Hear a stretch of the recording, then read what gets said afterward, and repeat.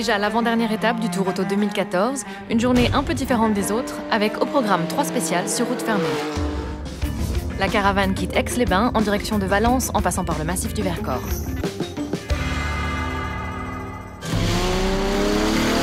La première spéciale est une véritable course de côte où les pilotes se régalent.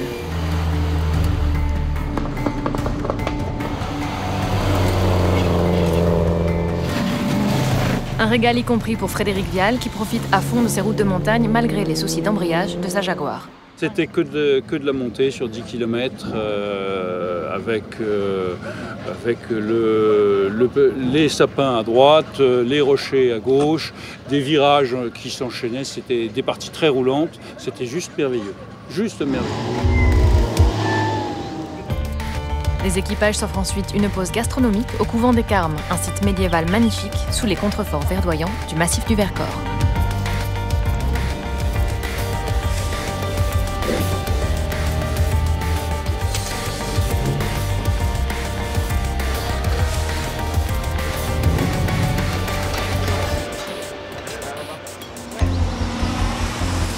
Retour au sport mécanique avec une deuxième étape spéciale dans l'Isère qui serpente au milieu de plantations de noyers. Et enfin, la troisième et dernière spéciale, plus roulante, près de Combovin, dans la Drôme.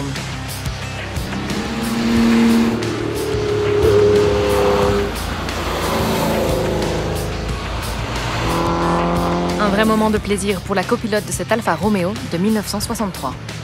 Spécial très rapide, avec des longues lignes droites et des lacets, donc évidemment des épingles en bout de ligne droite, mais très belle, très très belle.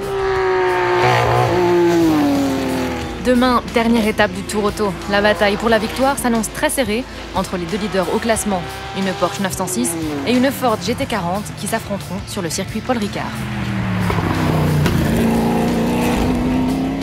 Cette lutte, c'est un peu David contre Goliath.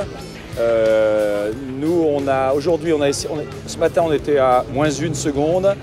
On lui a repris 34 secondes. Le problème, l'atout de la GT40, c'est demain sur le circuit Paul Ricard. Il va falloir qu'on limite au maximum.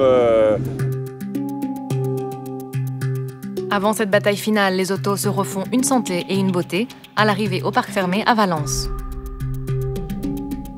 On se retrouve demain pour la toute dernière étape du Tour Auto 2014.